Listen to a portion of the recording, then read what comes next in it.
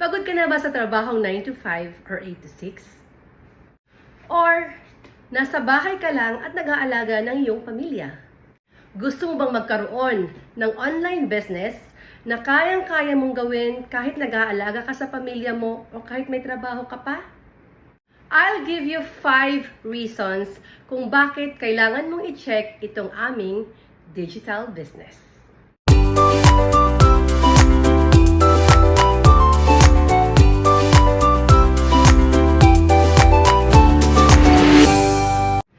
Number 1, ang aming digital business po ay global reach.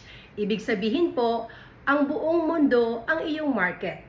Kahit sino sa mundo, regardless of race, nationality, color, kahit nasaan pa siya sa mundo, as long as 18 years old and above siya, pwede siyang maging business partner mo.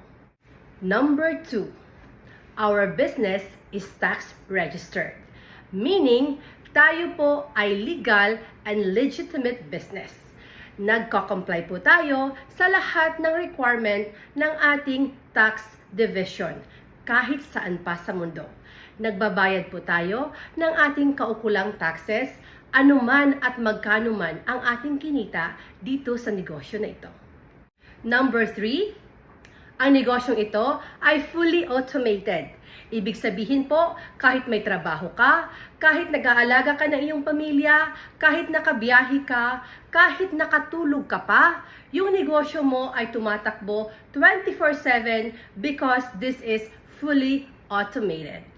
Number 4, ang negosyong ito ay pwede mong ipamana sa iyong mga anak. Hindi masasayang ang pinaghirapan mo sa negosyong ito. Dahil sa panahong ayaw mo ng magnegosyo, ito ay pwede mong ipamana sa iyong mga anak. And number 5, this business gives a very generous income. Ang income na ito po ay magagamit natin sa ating mga pangarap sa buhay, gaya ng magkaroon ng sariling bahay, sariling kotse, sariling negosyo, maliban pa sa ating digital business, and most of all, makapag-spend time ng quality time with our family.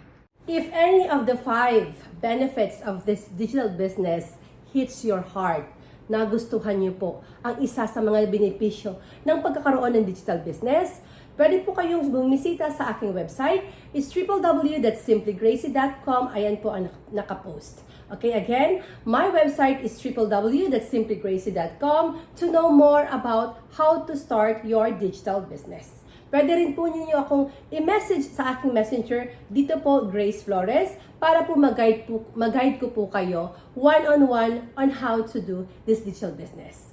In this age and time, let's live more offline and earn more online. See you!